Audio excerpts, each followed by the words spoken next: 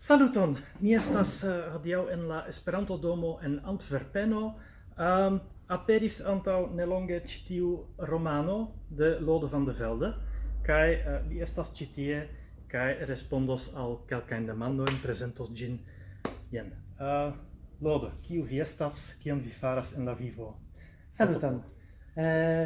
Mi naskiĝis en Flandrio, en Belgio. Mi lernis Esperanton en 1993, do jam antaŭ 27 jaroj, pli malpli. Mi estas kemiisto laŭ eduko, sed nuntempe mi laboras en mezlernejo arta kiel sekretario, kaj mi faras horarojn, kaj tiel plu. Do jen. Tre bone. Kaj ĉu Aspiroi estas via unua verko, via unua romano? Aŭ? Yes. En Esperanto ĝi estas mia unua romano. En la nederlanda lingvo mi antaŭe verkis Trollen op de groene heuvels, iom fantazia romano, kaj mi ankaŭ gajnis kelkajn premiojn pri poezio en la nederlanda lingvo. Kaj en Esperanto ĝi estas mia unua romano. Mi ankaŭ verkis poemaron, epizodoj, kaj kelkaj noveloj de mi aperis en la revuo Monato. Aha, tre bone. Aperis jam kelkaj recenzoj pri tiu verko? Yes. Vi diris ke vi volas modernan romanon. Yes. Ĉu vi povas ion diri pri tio? Yes. Unue mi volis diri ke ĝi estas krimromano, sed ne tradicia krimromano, en kiu oni sekvas la enketon de la detektivoj kaj poste la krimulo estas enkarcerigita. La romano pli emfazas je la psikologia flanko kaj ekzamenas la influon je la ĉirkaŭaĵo kaj la dinamiko en la ĉirkaŭaĵo. Sed ĝi estas moderna, efektive, tion mi intence faris. Do aperas en ĝi Facebook, aperas ankaŭ kelkaj novaj tendencoj en Esperanto, malmulte aperas, sed tamen, ekzemple, iu el la roluloj uzas la prepozicion na anstataŭ la akuzativo, kaj alia persono uzas ri, kiu estas la neŭtrala dua persono, fakte tria persono en konversacioj. Ĉar ĉi roluloj estas individuoj, ili ankaŭ parolas iomete individue, iomete alimaniere. Do iu persono uzas ri, alia uzas na, kaj ankaŭ aliaj personoj, malbonuloj, uzas dialektan formon de Esperanto, kiun mi kreis por la romano. Kaj aldone en la libro la recenzistoj iomete delikate diras tion, sed ankaŭ aperas sekso, kiu estas parto de la reala vivo, ankaŭ same normala kiel iri al la necesejo, do pisi kaj feki, ankaŭ tio foje aperas, sed ne tro ofte. Kaj laste ankaŭ modernaj rilatoj aperas en la romano, kiel du personoj kiuj havas malferman rilaton, alia estas geja paro. Do en tiu senco ankaŭ ĝi estas nuntempa romano. Yes.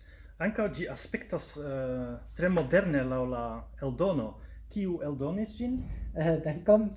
Eble iom tikla afero, sed mi mem eldonis ĝin. Vi mem eldonis ĝin. Por Eldoneo Libera, kiun mi fondis. Mi pensis eldoni ĝin per ekzemple Flandra Esperanto-Ligo, sed finfine mi pensis, mi fondis propran eldoneon, do kial eldoni aliloke.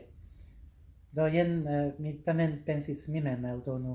Yes, kaj estas, se mi bone komprenis, laŭ menda presado, tiu principo. Yes, eldoneo Libera funkcias tiamaniere, ke mi povas por mi mem aĉeti malgrandan stokon por vendi dum renkontiĝoj, kaj homoj de sia hejmo povas rekte de la presejo mendi ekzempleron aŭ ankaŭ pere de Amazon aŭ aliaj interretaj vendejoj.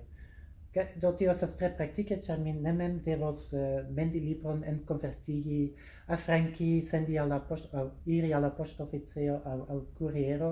Ĉio iras tre aŭtomate, kaj tio estas en la nuna tempo tute moderna kaj nuntempa praktiko. Yes, interesse, tre interesse. Do vi ne havas grandan stokon ĉe vi kiel kutime? De tiu Oni ĉi libro havas- mi tamen, yes. faris mendis iom pli grandan stokon. Yes. Bone. Vi sendis al mi iun longan listigon de referencoj, vidu, vere longa. Ĉu vi povas rakonti iom pri tiu listo? Estas kulturaj referencoj Yes. en Esperantujo? Ĉu? Mi longe cerbumis pri la romano kaj ankaŭ longe laboris pri ĝi. Kaj mi ekhavis la ideon enmeti multajn kulturajn referencojn en la libro, nu tio pli malpli spontanee okazis, sed tamen mi volis en tiu senso iomete pli riĉigi la romanon.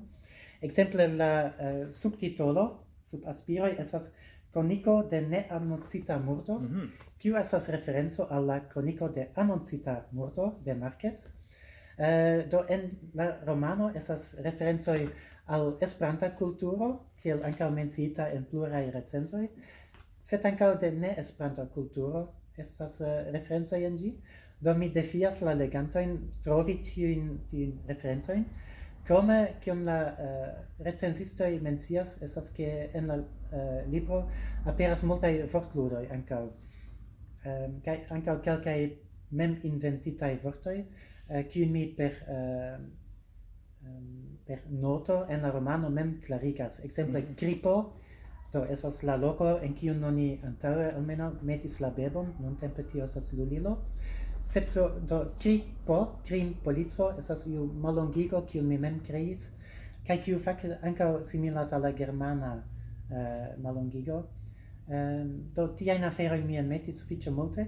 Do entute estas ĉirkaŭ 50 kulturaj referencoj kaj vortludoj. Kaj mi pensas aperigi ilin en Wikipedio. Bone. Kvankam mi preferas ke la homoj mem legu kaj serĉu ĉiujn kulturajn referencojn. Do jen. Yes, laŭ mi tio vere estas riĉigo de la verko. Ĝi devintus aperi je la fino aŭ ekzemple tro Dankon, malfrue. sed tio estus tro facile por la legantoj. Yes, bone. Mi ŝatas la defion. Do bonege, dankon. Do mi invitas vin malkovri la libron. Ĝi estas aĉetebla ĉe Flandra Esperanto-Ligo, Yes. ĉe UEA, Yes. kaj kompreneble Eldonejo ankaŭ Libera. ĉe Eldonejo Libera. Dankon. Bonege, dankon.